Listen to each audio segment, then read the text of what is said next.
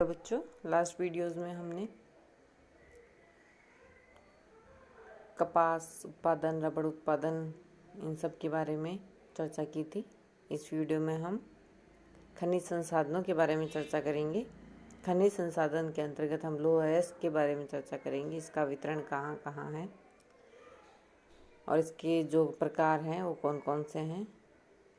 खनिज संसाधन का अर्थ हमें पता होना चाहिए सबसे पहले। तो खनिज संसाधन जो है, सामान्य शब्दों में वे सभी पदार्थ जो खनन द्वारा प्राप्त किए जाते हैं खनिज कहलाते हैं, जैसे कोयला, पेट्रोलियम, धात्विक अयस्क। वैज्ञानिक शब्दावली में खनिज का तात्पर्य एक ऐसे अजैव पदार्थ से है जो एक विशिष्ट रासायनिक संगठन रखता हो तथा उसके कणों के मिश्रण से सेल रचना होती हो। सामान्यतः सभी खनिज क्रिस्टलीय या रवेदार होते हैं। कुछ खनिज एक ही तत्व से निर्मित सामान्य संगठन या संयोजन वाले होते हैं, जैसे हीरा, कार्बन आदि, परंतु अधिकांश खनिज दो तत्वों के संगठन वाले होते हैं, जैसे लोहे और सल्फर आदि के पाइराइट्स। तो सबसे पहले खनिज संसाधनों के अंतर्गत हम लौह अयस्क के बारे में चर्चा करेंगे। लौह अयस्क तथा कच्चा लोहा। लौह अयस्क जो है वो लोहे की कच्ची धातु को कहते हैं।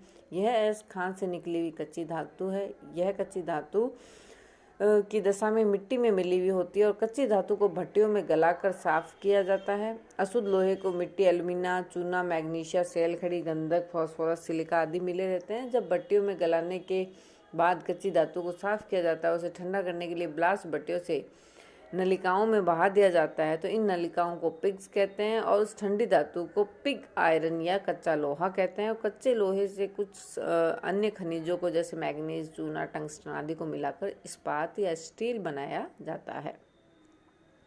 तो बच्चों, जो लौह अयस्क है वो सामान्य रूप से 4 प्रकार के होते हैं: हेमेटाइट, मैग्नेटाइट, लाइमोलाइट और साइडोराइट।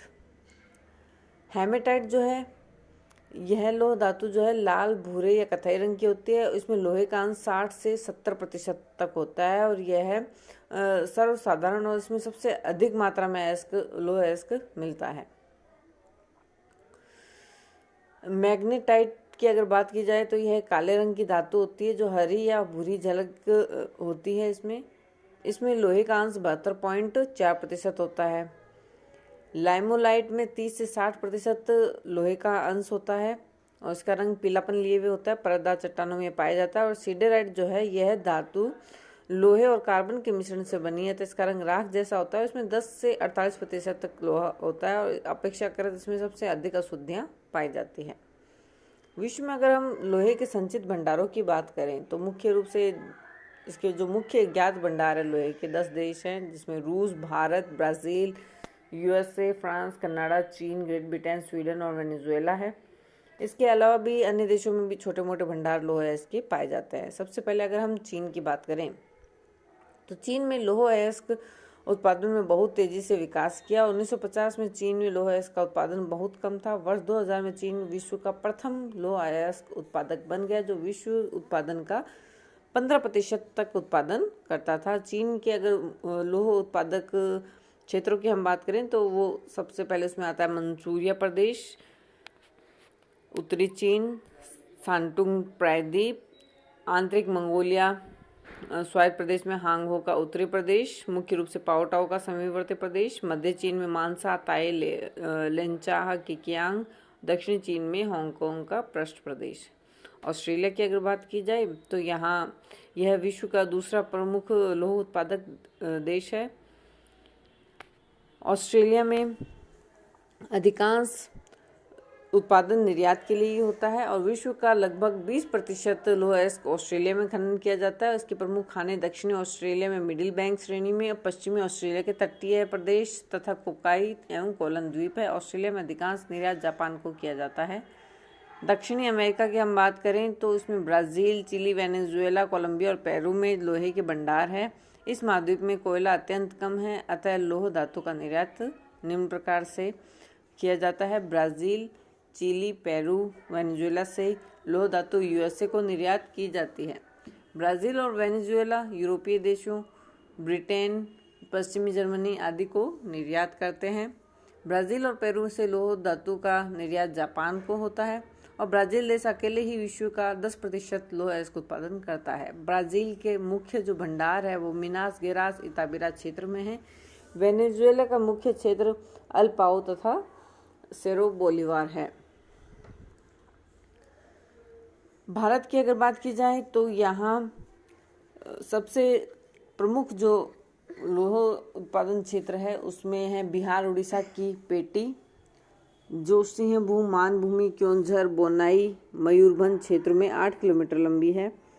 सबसे पहले हम बिहार की बात करें तो बिहार में बड़ा बुरु, पंसीरा बुरु, गोवा में लोहांस की खानें हैं। इसके अलावा केंदुर क्षेत्र में नोवामंडी की खानें हैं। मानभूमि, हजारीबाग और शाहबाद जिलों की खानों में भी लोह धातु निकाली जाती है। उड़ीसा की अगर बात की जाए तो मयूरभंज क्षेत्र की महत्वपूर्ण खान गुरु महिसानी, ओकमपाद और बादाम पहाड़ है, जिनमें 64 से 70% तक लोहांस है। ओकमपाद की सुलेपात पहाड़ी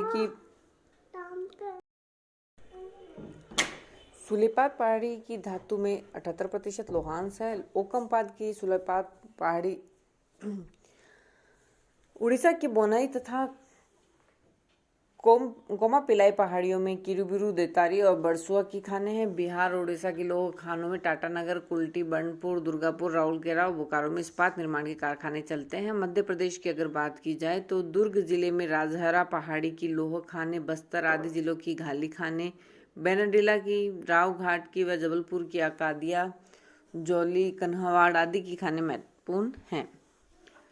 कर्नाटक में बाबा बुदन की पहाड़ियों में मुख्य रूप से होता है। इसके अलावा सेंदूर क्षेत्र में शिमोगा, तुमकुर, चित्रदुर्ग, त्रिकमंगलोर आदि खाने हैं। दोनीमलाई खानों से भी लोहा निकाला जाता है। तमिलनाडु में सेलम, तिरुचिरापल्ली में प्रमुख लोह भंडार है। महाराष्ट्र में बात की जाए तो चांदा जिले में उत्तम कोटि का लोहांश मिलता है।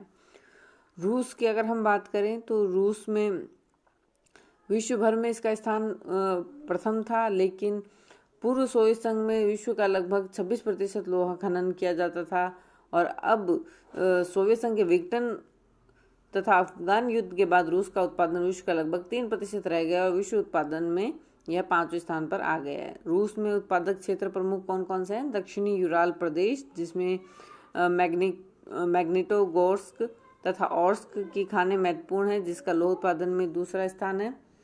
उत्तरी यूराल प्रदेश, उत्तरी यूराल में निंजनी,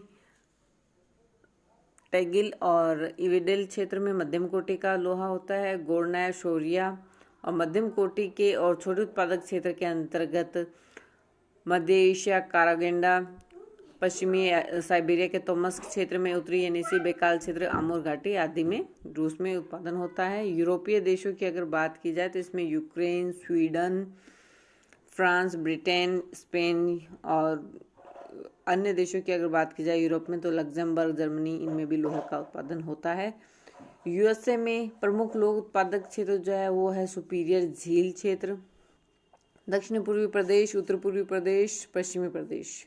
सुपीरियर झील क्षेत्र में मुख्यतः 6 रेंज हैं: मेसाबी, वर्मिलियन, कोएना, गोजेविक, मार्क्वेट, मेनामिनी। दक्षिणी पूर्वी प्रदेश के अंतर्गत हम बात करें तो अल्बामा, जॉर्जिया, टेनेसी राज्य हैं। उत्तर पूर्वी प्रदेश में एडिरोडेक्स जो न्यूयॉर्क राज्य में है और कार्निवाल क्षेत्र जो पेंसिल्वेनिया में है। पश्चिमी प्रदेश के अंतर्गत उटा, नेवादा, कैलिफोर्निया में है। अन्य देशों की बात की जाए तो अफ्रीकी देश है कुछ, जिनके अंतर्गत लाइबेरिया, मार्टिनिया, ट्यूनीशिया, मोरक्को, मिस्र आदि आते हैं। कनाडा है, यहाँ पर भी न्यू फाउंडलैंड, ओंटारियो के विभिन्न भागों में लोह उत्पादन होता है।